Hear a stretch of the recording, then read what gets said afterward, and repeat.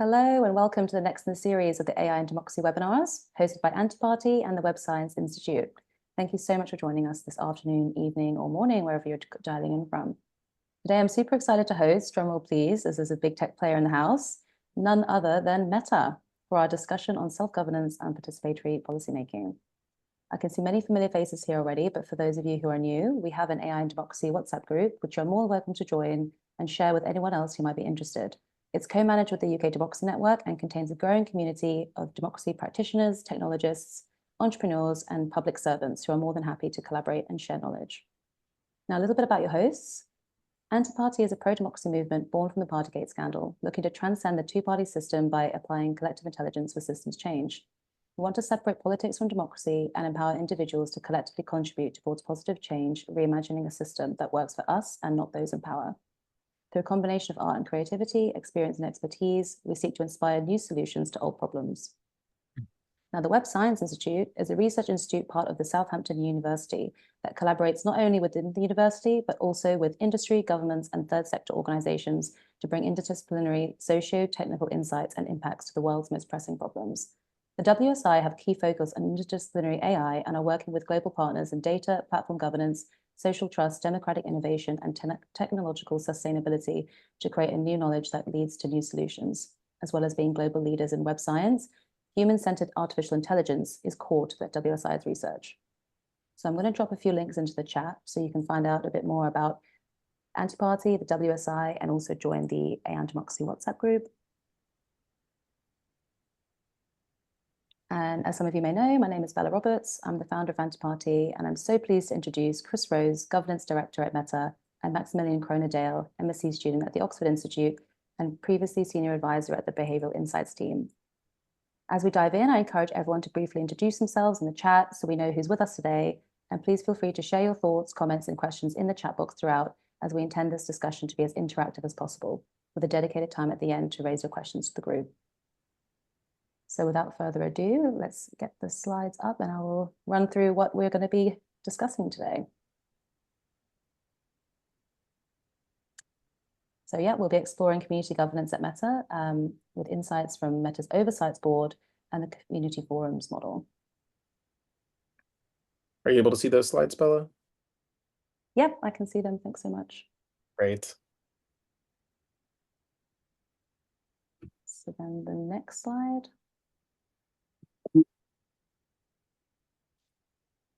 So we'll start off with Meta's governance journey, which includes the setup and history of the Oversights Board, and then the concept and motivation behind the community forum. Then we'll dive a bit deeper into the 3 community forums held so far, which covered topics such as, yes, the problematic content around climate change, bullying, harassment in virtual reality, aka the metaverse. I'm not sure how many people have dived into the metaverse or experienced that yet. Or are we all in a simulation? Who knows? And around AI chatbot interaction with users. Then we'll go into the results at a glance of these community forums and reflections so far and next steps. And then we'll try and leave as much time at the end for Q&A so all of you can have a say. So let me see if I can start a poll quickly before I hand over to Chris.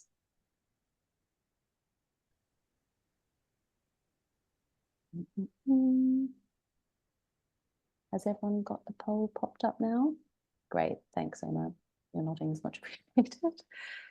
So yeah, what does everyone think about this question? And as you're having a bit of a ponder, it is my absolute pleasure to hand over to Chris to start discussing and letting us know about Meta's governance journey so far.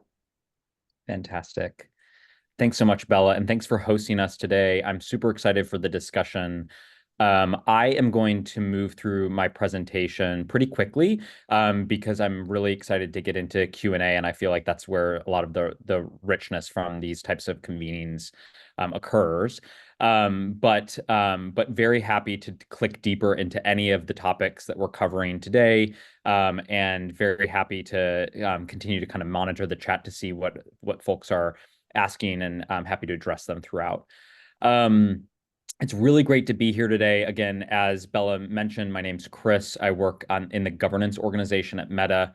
And I'm really excited to share a little bit about our governance journey, which started really in 2018 and has continued to evolve as Meta has moved into away from just social media and into other types of emerging technologies. Governance is sometimes a tricky word to define. And so a lot of times when I'm talking with groups, I ask them how they would define governance. If you have a favorite kind of definition of governance, feel free to pop it in the chat. But I think the way that we think about it at the company is really fundamentally is about power and who has the power to make decisions. In 2018, Mark Zuckerberg wrote in a post that he didn't feel like Facebook at the time should have all of the power to make decisions about what content was permissible on our social media platforms.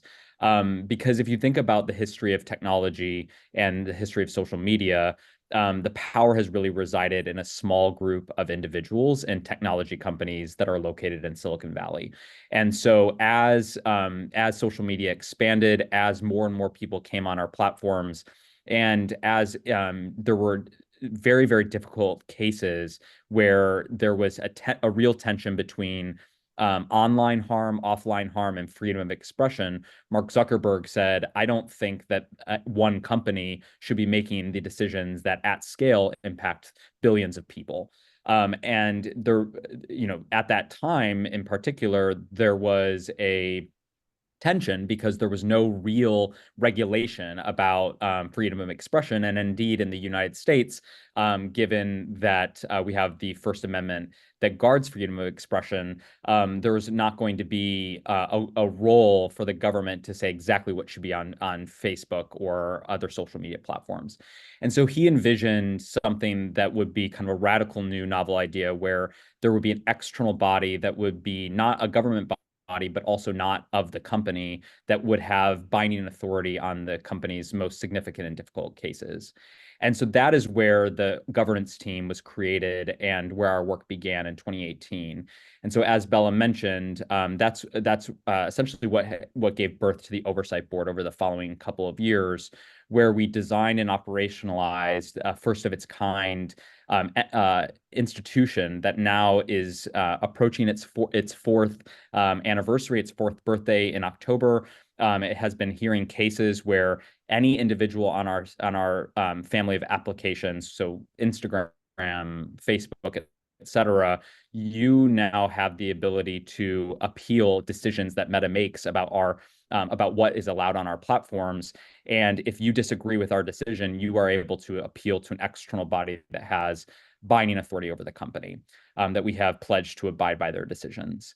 And so we're super thrilled that over the past 4 years, the board has taken 123 cases. They are not at scale, right? We have billions of pieces of content posted on our platforms every day, but these cases are meant to be some of the most significant and difficult cases that may impact society. And so some examples, historical examples that we're not taking to the Oversight Board, but that may kind of illustrate these issues are, for example, we don't want child pornography on our websites or on our platforms. So how should we be handling things like the terror of war photo where a small girl was running from napalm in Vietnam? So these are some of the examples of cases that really rise to questions about what is the appropriate balance between freedom of expression as well as protecting against harms and ensuring safety on our platforms. So we're thrilled to, with the legacy that the Oversight Board is building it as an independent institution, and it's again approaching its fourth year of operations.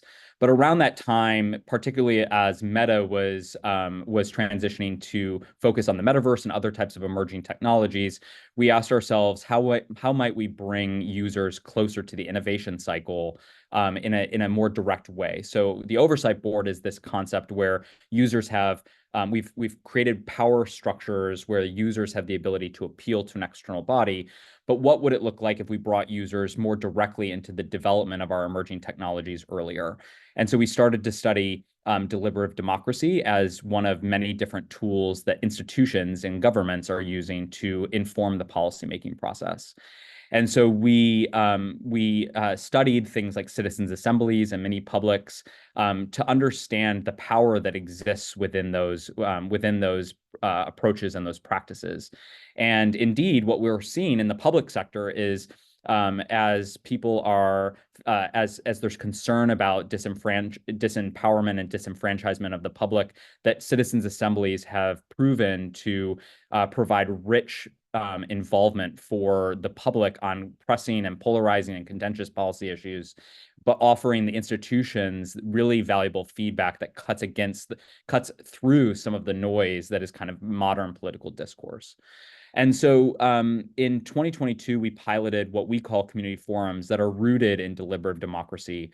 And I'm excited that our colleague Maximilian is going to present the details about that, about several of our pilots in our most recent community forum.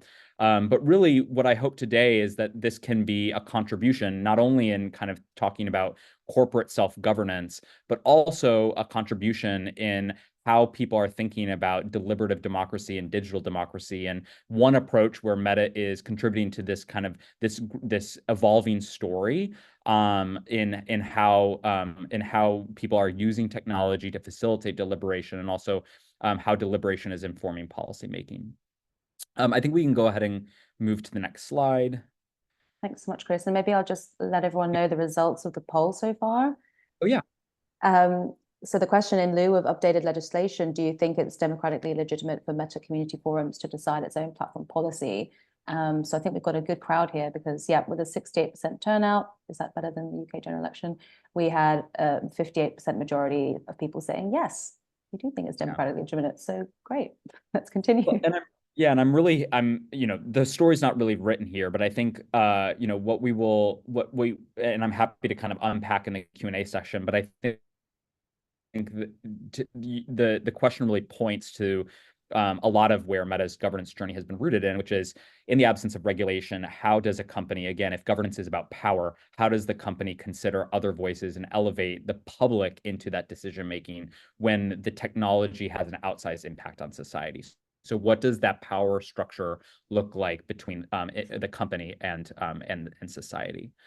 And so, as I mentioned, just really quickly talking through the intended role for community forums, as I mentioned, we think of these community forums as a novel governance approach, where on one hand, you're using the forums to bring together representative samples of the public, and you are gathering insights and feedback from the public in a way that is deeper than just a survey because of the deliberative approach. So for the folks on the call that are familiar with these deliberative mechanisms, one of the key value propositions is that through the deliberative methodology that is rooted in true representation of society, driving down barriers to participation, and then also through education, access to expertise, and facilitated dialogue, you create really rich insights that you might not get from just surveys.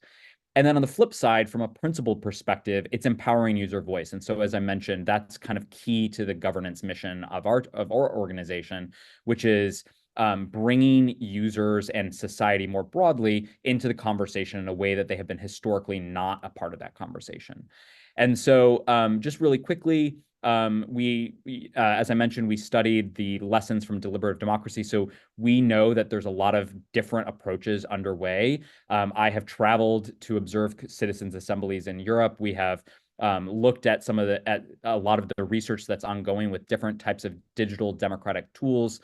We're trying to understand all the lessons that people are learning in this space and to apply it in a way that is unique to Meta. And I would also just say, in terms of process legitimacy, everything that our team does really focuses on representation, transparency, durable process, and clear remit. And so we'll talk through exactly what that means for the community forums. But these are the anchors by which we design any of our governance mechanisms. I think we can go to the next slide. I wanted to just briefly cover, this is a detailed slide, and so I won't go step by step, but I wanted to just share a little bit about the participant journey for our community forums. Because it is a deliberative process, as I mentioned, the key features here are really about education, access to expertise, and deliberation. And so we have partnered with Stanford's Deliberative Democracy Lab, and indeed, we partnered with the Behavioral Insights team, which is where Maximilian previously worked before he began his studies at Oxford, to design these community forums based on the deliberative poll methodology that Jim Fishkin has pioneered. We'll get to the specifics of each of those community forums to date. But essentially what the participant journey looks like at a high level is that people we work with polling firms to recruit a representative sample of the public from different markets.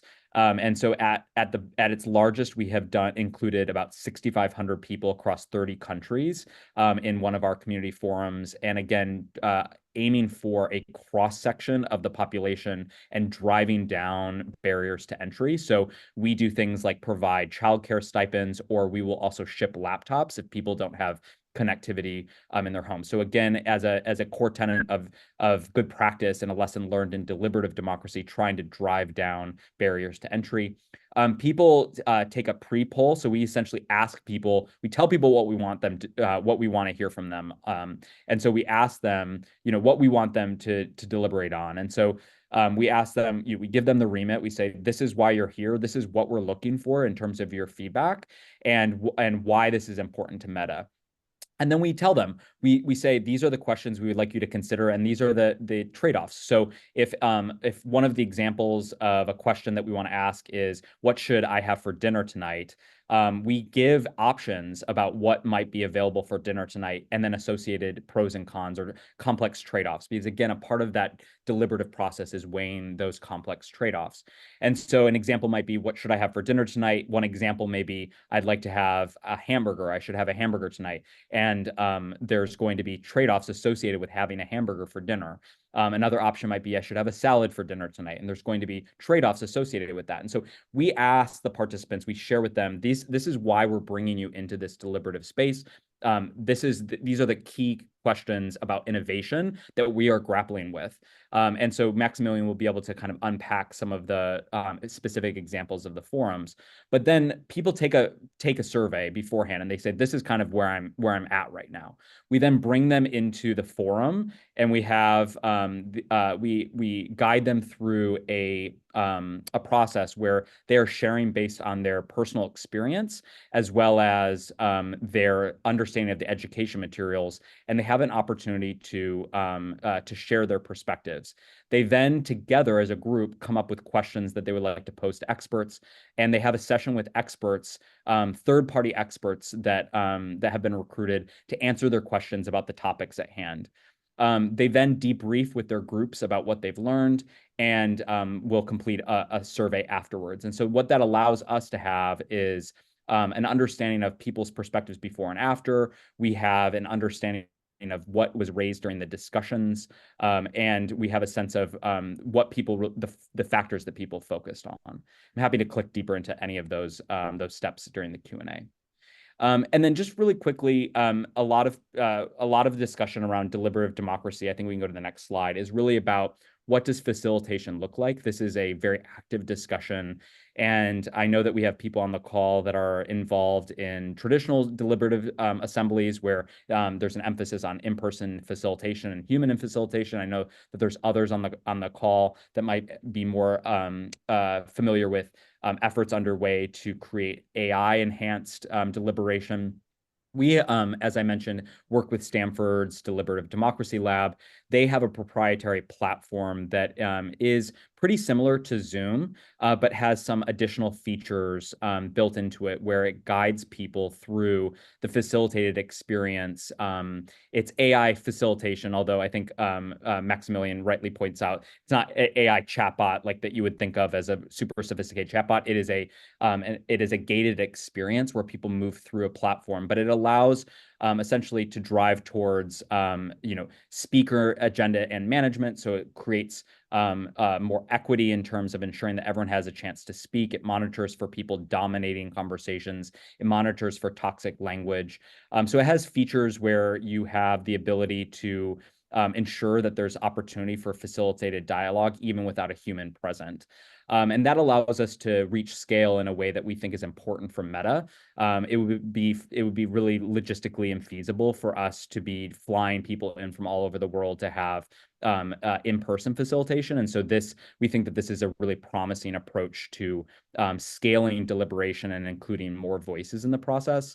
It's very much a work in progress, and I know Stanford is constantly iterating and improving its platform. But that's the backbone in which these facilitations and these deliberations take place.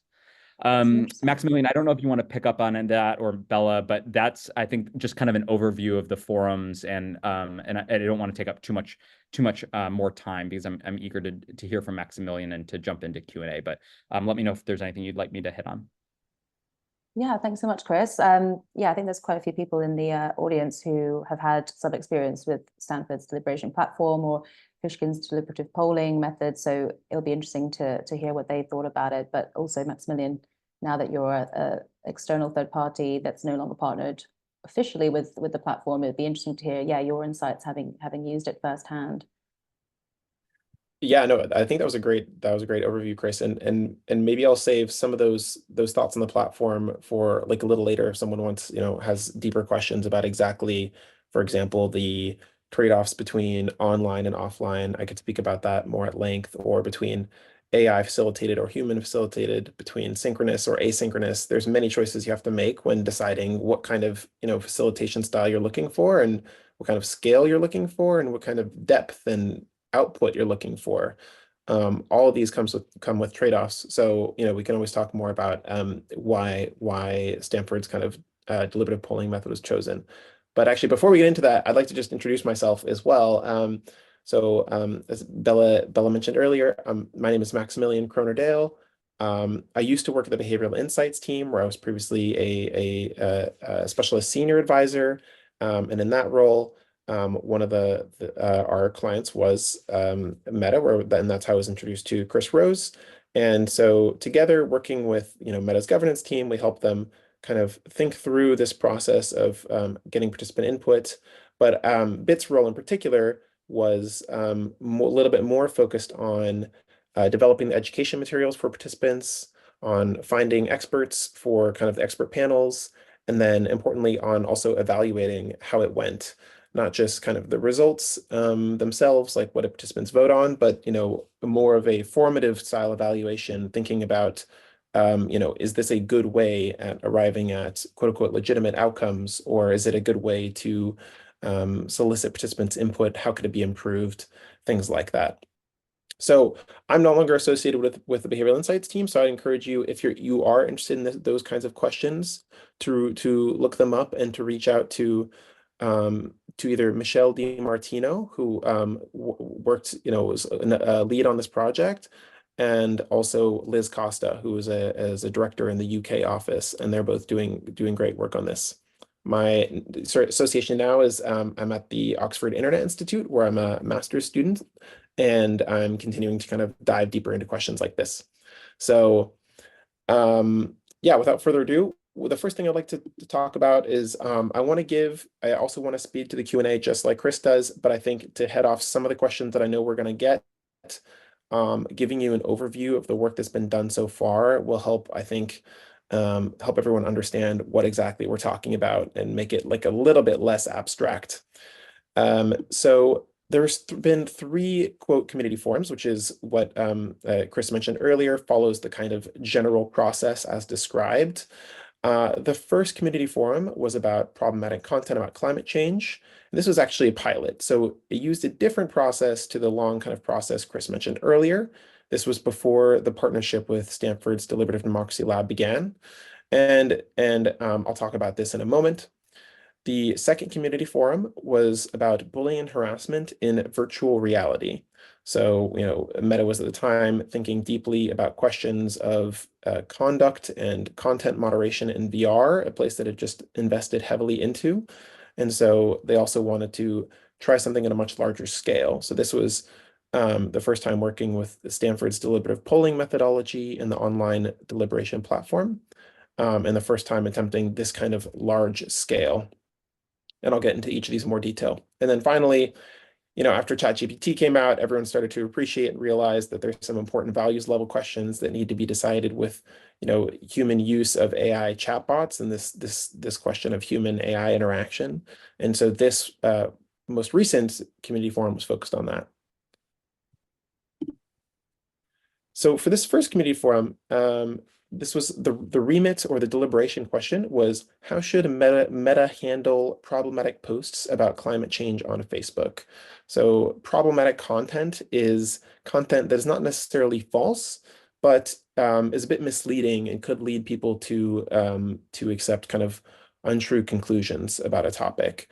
So this area was chosen because Facebook already has policies about misinformation. And so to keep this, current and useful, and ensure that participant input will be used, it was about a more gray area, the space between, true and false information, things that are just kind of opinions that may be based on incorrect information.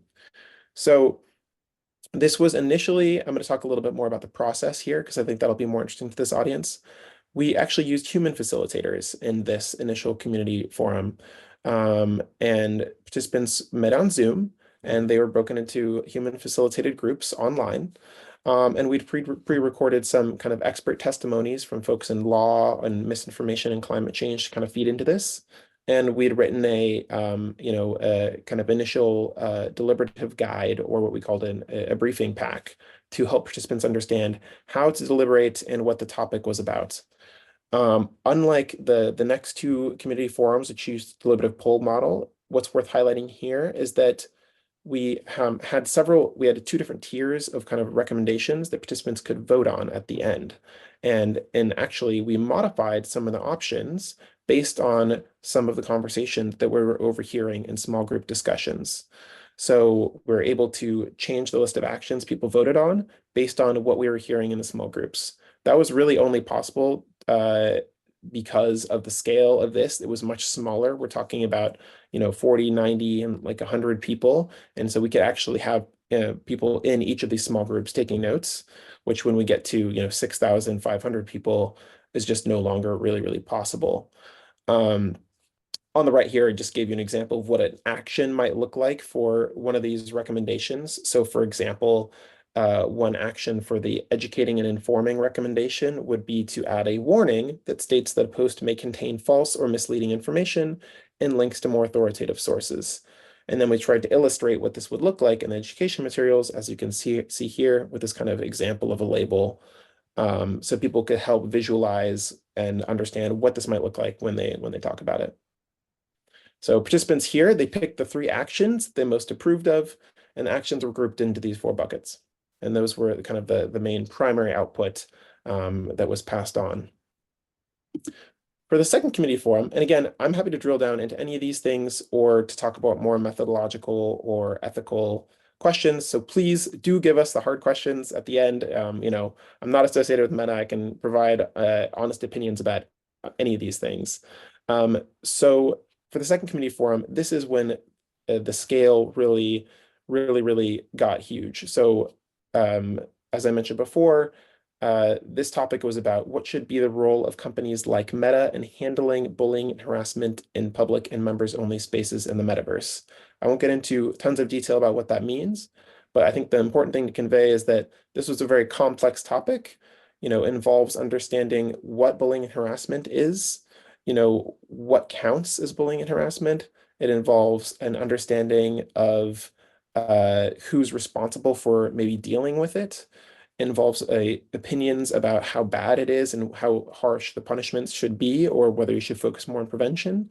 And then all of this takes place in a context, VR, that almost nobody's familiar with.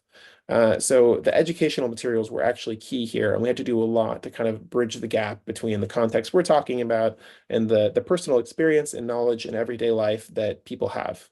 So, here and I'll talk about this more on the next slide. There were 6,500 participants in total. There was a treatment group and a control group. The control group also had about 6,300 participants.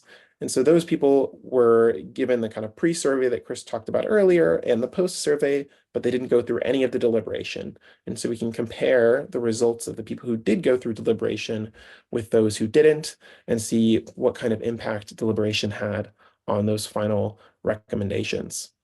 Here we're talking about a 10-hour time commitment for participants, and I'm going to skip over some of the details here. But just to clarify what deliberative polling means in this context, there was 56 pre-written proposals. No changes can be made from the proposals that people vote on before and after deliberation. So that's a difference from Community Forum 1.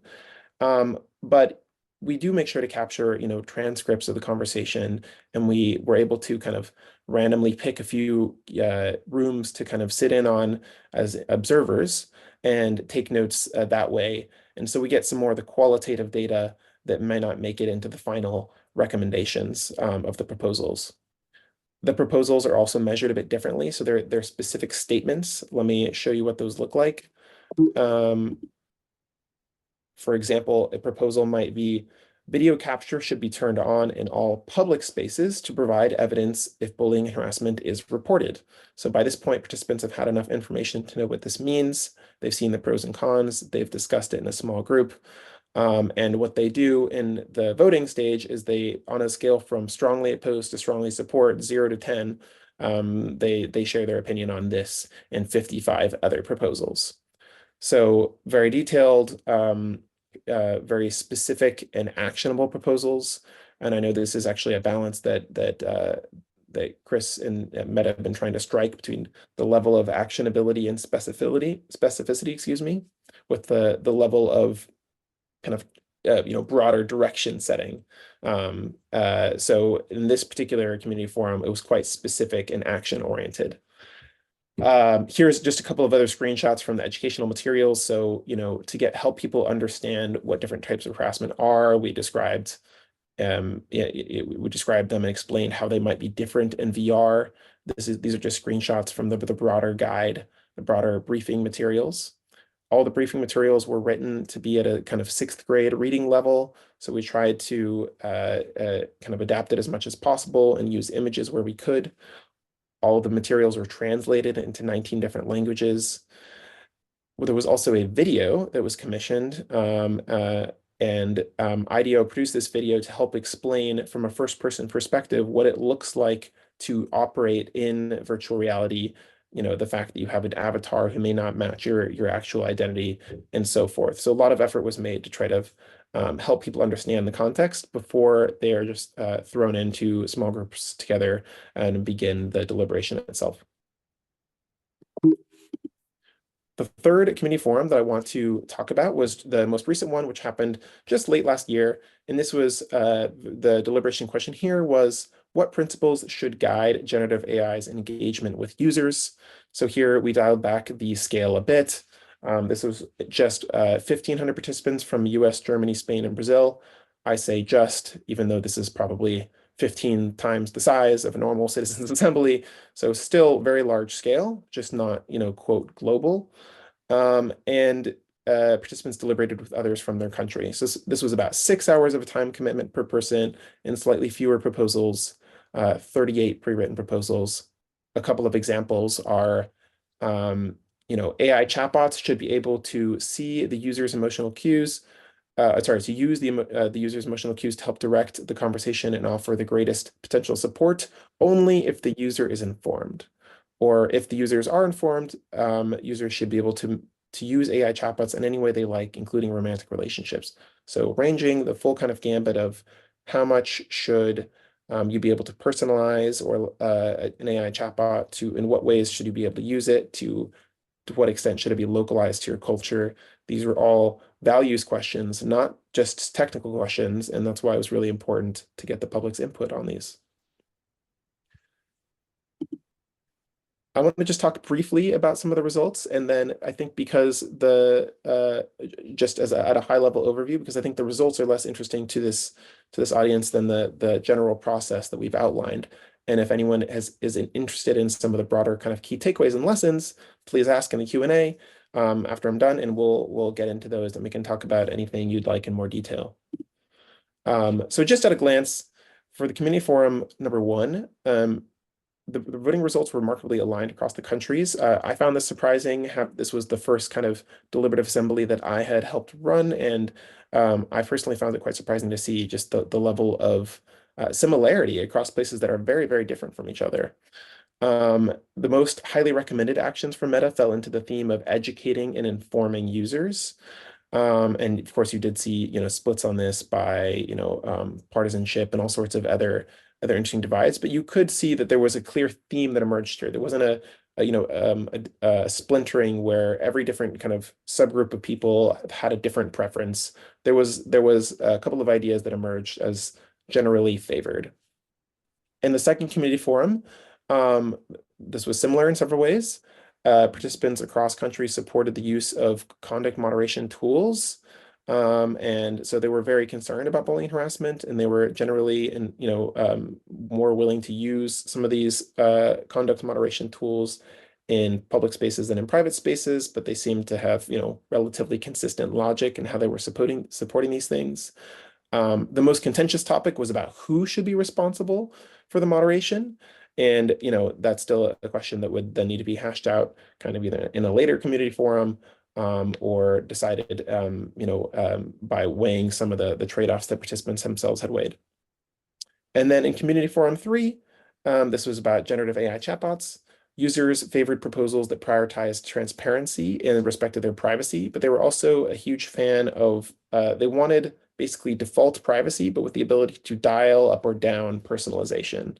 So instead of default personalization, default kind of strong privacy and strong transparency with the ability to increase personalization, potentially, even if it requires more data to do that, only if they wanted to. And we were surprised to see that because we asked people who used kind of ChatGPT and other generative AI tools before, and the users and non-users tended to move in similar directions and share similar views, not on everything, but on many things. So I think a broader takeaway from all these is that I was consistently surprised by some of the similarities in opinion, even among groups that were actually quite different from each other. So I'm going to leave it there for the results and hand it back to Chris to talk a little bit about how Meta is going to use these results. And just remember that in the Q&A, you can ask us to dig into anything in more detail. Yeah. Thanks so much, Maximilian. An awesome overview. And I put a plug to you in the chat because, first of all, I love the chat, and I'm really excited to jump in into some of the questions that I've tried to respond to some of them, but I can't see all of them.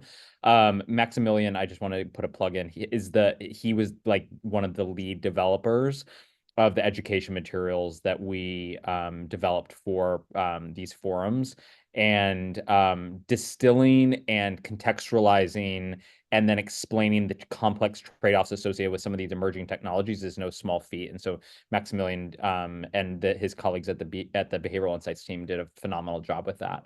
I know that there's some questions about things like funding as well as expert recruitment. I'm happy to touch on those during the Q&A. But I think at a high level, I want to just make sure that folks are also aware that in addition to this work with BIT and Stanford to develop the education materials, we also have outside groups of third-party experts that we recruit to review the materials for bias. Those experts are typically identified by Stanford or BIT as well as Meta, but are managed by Stanford or BIT to ensure that they have distance from Meta. So they are paid for their time, but they are requested to kind of identify, not only review for things like expertise as well as regional applicability to make sure. I saw one comment about about how making sure that things are regionally relevant. So we recruit people from the region and experts from the region to do that, and also we ask them to look at it from a third-party perspective and to offer kind of feedback on ensuring that there's not bias or that we're not leading participants to a particular response. I'm happy to unpack that further, but that's also part of the work that Maximilian was doing in designing the materials that went into the forums. I think we're less than 20 minutes out, so I want to very briefly talk about a really important question, which is an active kind of line of discussion in all of deliberative democracy, as I understand it, which is, what is the remit of any deliberative body, whether it's a citizens assembly, whether it's a mini public, whether it's a community forum, and what is the nature of the impact on an institution's work? So in a deliberative assembly or a citizens assembly, right, that is a recommended policy for an institution. This is a deliberative poll, and it's something where we get feedback from participants as we're continuing to develop our technologies. It's one of many signals. So whereas the Oversight Board, as I mentioned, has binding authority over the company on specific pieces of content, this is a recommendation and advisory perspective that users provide to us through this rigorous process. And so what we have done with the findings to date has really varied based on the topic at hand. So as Maximilian mentioned, in the Metaverse Community Forum, we were asking pretty specific policy questions about bullying and harassment. And what we found was, and this is a continued work in progress, is making sure that the remit and the agenda is appropriately scoped to have as much impact as possible. So what we found was bullying and harassment is a decision that was a question, but we had this community forum, and then we were able to make this decision in part and informed by the community forum feedback. That was a very long process that involved a lot of people to have a relatively immediate impact, which is helpful. But it's how do we make sure that we're designing community forums to have as much of an impact as possible over an enduring period of time. And so what we have done more recently is design the questions to be more principles-based, particularly given the dynamism and the emerging nature of technology. It's constantly changing. AI is not what it was even a year ago, but we want these community forums and the public perspectives to have enduring impact. And so we've designed them to be, at this time, really focused on principles.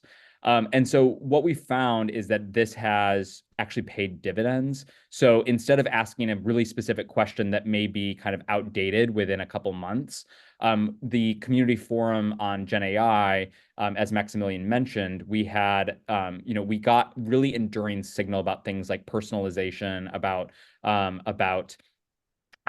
people's willingness to provide their data when there's appropriate transparency and user controls and these types of things.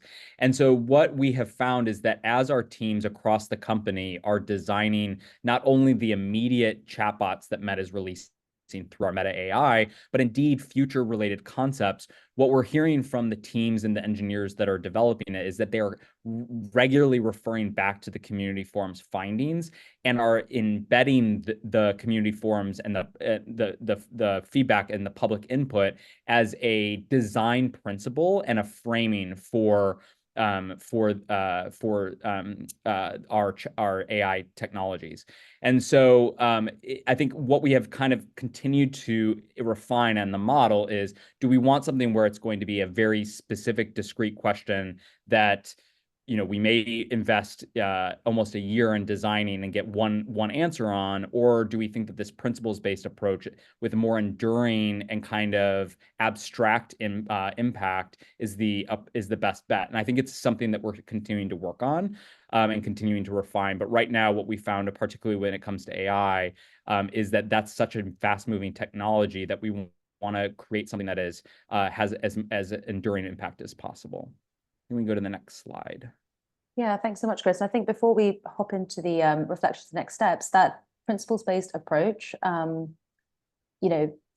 exactly what I was doing with the design principles for empowering participants in deliberative technologies, which links back to earlier when we were talking about the Stanford platform and, all about scaling participation, mass deliberation, all this. This was definitely the direction that a lot of the studies and papers were going in last summer. And it was just about how can we, as we scale deliberations with these platforms, still allow for sort of connection and relational qualities and the feeling of democracy and the feeling of actually participating in these forums itself.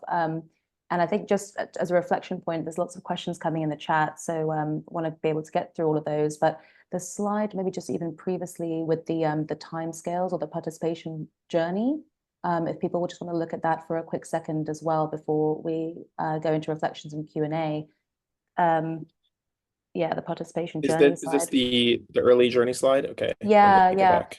Because linking, This one? again to the the education materials that you've been referring to, and all the efforts that went into that, just to sort of ensure that participants have at least a sufficient sort of knowledge base that's uniform as much as possible, before they start these discussions. I think that's usually a criticism with these assemblies. People are like, oh, well, how do ordinary people know what they're talking about to decide on these things? But so yeah, when people in the audience just want to look upon this for a second and actually compare this to any of the in real life forums that they've been a part of designing or participating in or studying, and just kind of seeing that, how similar are these to actual citizens' assemblies and juries in real life, and also, how crucial the education phase is to that in the sort of weeks prior. That's usually quite often overlooked before launching into the ultimate decision making.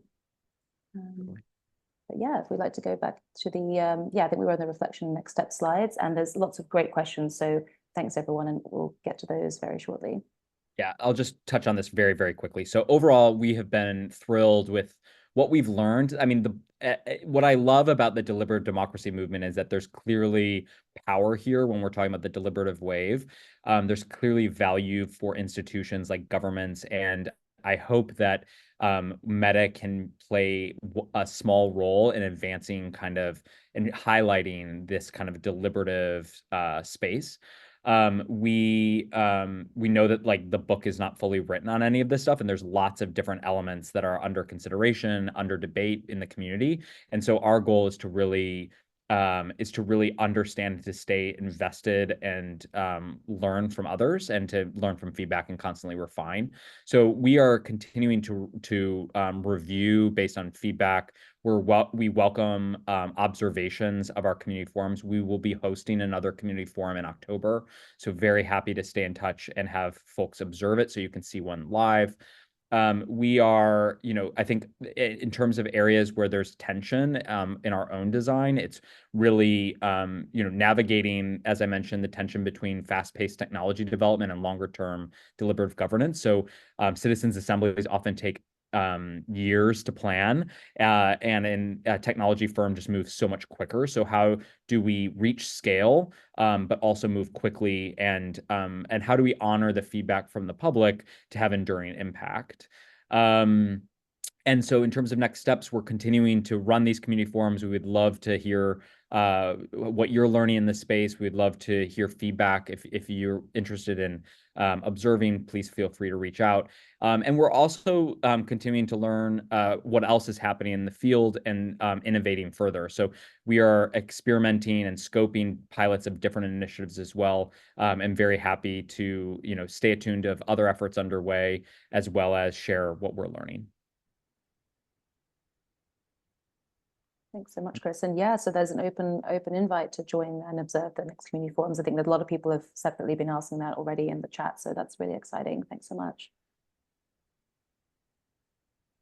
And was there a slide about following up? And I'll copy the links into the chat if anyone wants to read a bit more further into the results of these studies.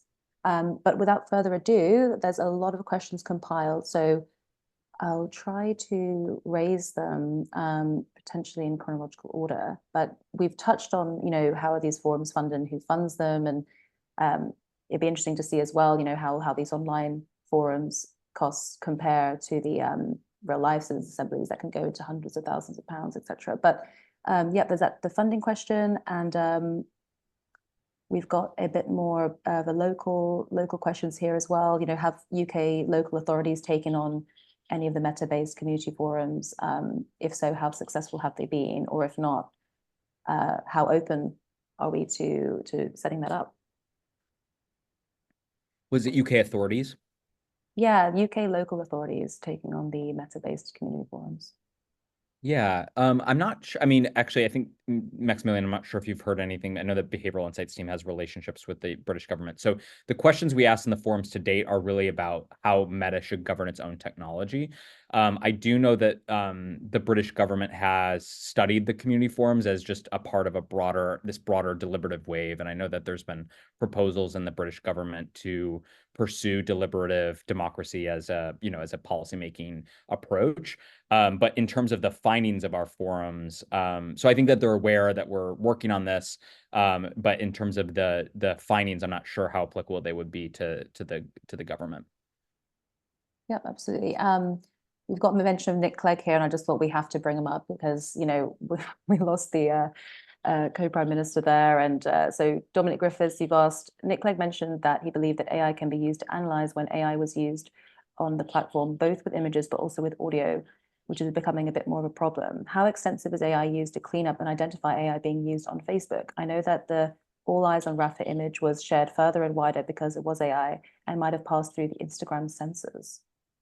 Quite a specific question there, but Yeah. any thoughts on that? So, yeah, I'm happy to link something in the chat here. I don't know the answer to this directly, but I think what this is, I understand if I'm understanding Dominic's question correctly, it's how is AI supporting content moderation on our family of our traditional platforms? So how is AI being used to circumvent our reviews and our enforcement of our policies? And then how is it actually helping? And I think it's a little bit of a cat and mouse in terms of, detection of AI content. But also there's a lot of discussion around what is violating on our platform. So we obviously have the rules around what is allowed on our platforms, and we make those rules, and whether or not that's a image of a real human or an image of an AI human, generated human, it ultimately really in many instances will be violating or not violating based on what is happening in that image, for example. And so I don't know all the nuances. It's not my area of expertise. I'm happy to provide some additional background on it. But I think AI, not only, a lot of what we are focused on is governing our AI chatbots. This is a whole nother, can of worms that is really challenging, as Dominic points out, which is how is AI being used to create content that then proliferates on our platforms, which is a challenge for social media platforms. Absolutely. Thanks so much. Got a question here from Mel Stevens. Do you have any active feedback loop to those who have taken part in the community forums, I presume, and for your own decision-making processes? How are you using the feedback? Majority consensus can drown out some of the more unique, but just as valuable findings. Maximilian, you should jump in here. So from our perspective, we do have so one of the pieces of feedback that we received from deliberative democracy stakeholders and practitioners was creating a feedback loop to the participants and how important that is for participants of citizens assemblies. So what we implemented this spring was we reach out to the participants to share with them the results, provide them. So all the results are public. You can go to Stanford's website and see all of the results, but we provide them and reach out to the participants and share what we learned and provide a little bit more detail of how we understand the results and what we're planning to do with them. We heard great feedback from the participants, but we're also thinking about engaging them in a deeper way, either through like inviting them to conferences to speak about their experiences. But we have essentially established kind of at least one touch feedback loop. In terms of the other part of the question was around like majority and so I mean we take the feedback around like if there's a significant amount of a significant preference in the majority.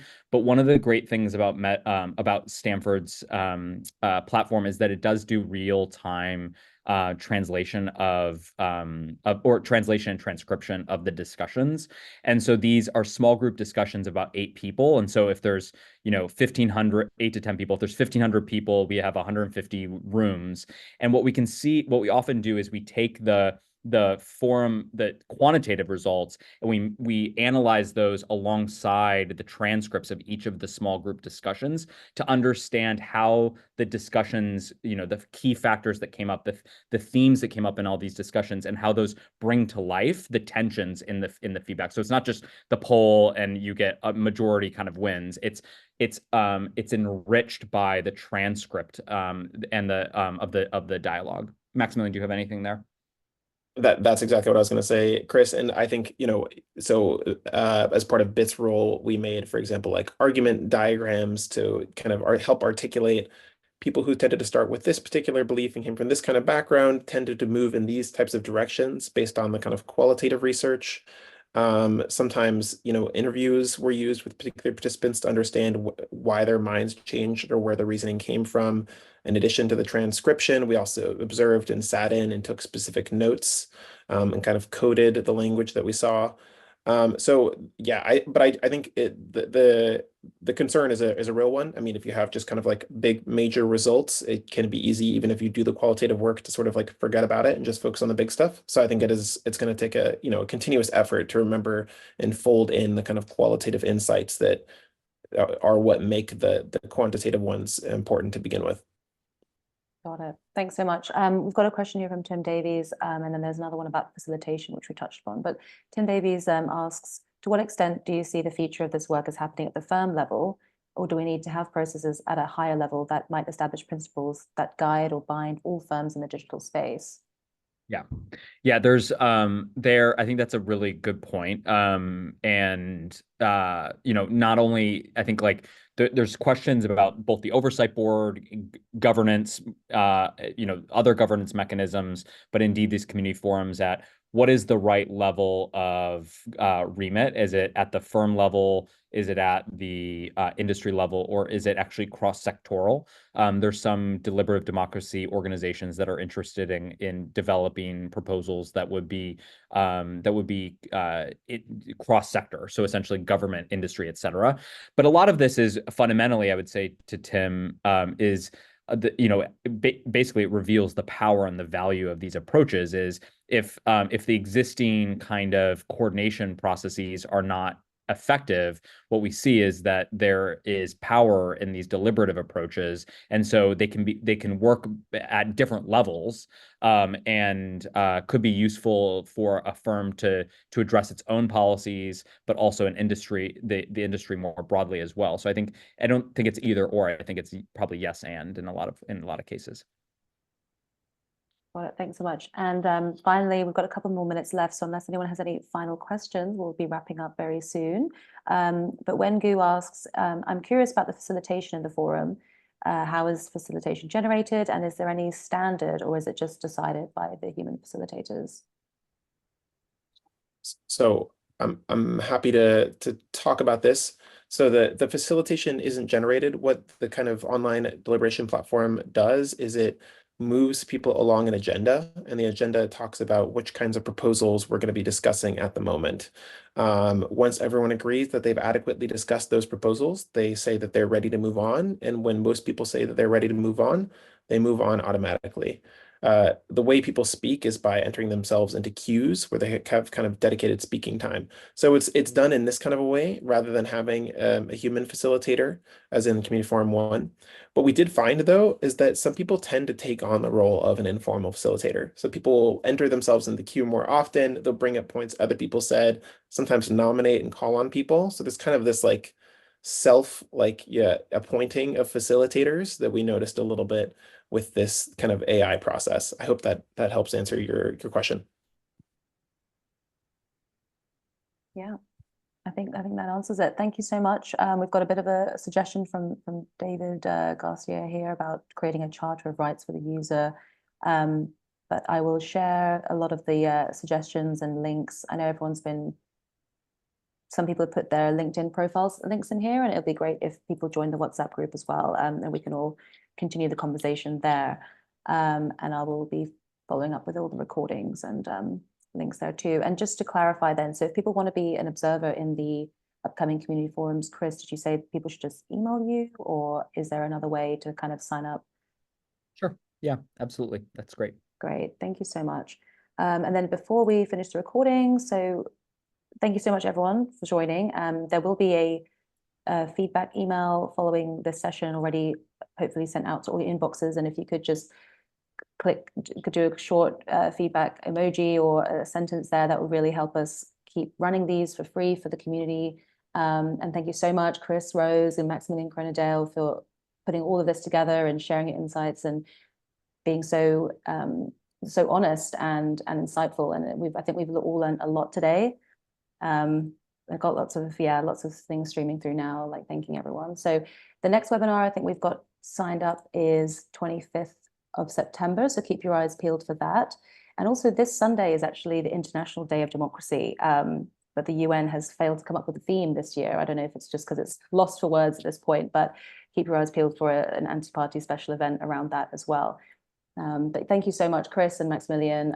You've been great. This has been so insightful, and really appreciate everyone being here today. It's so good to see you all, and see you next time. Thanks so much. Thank you, Bella. Thanks. Thank you for hosting.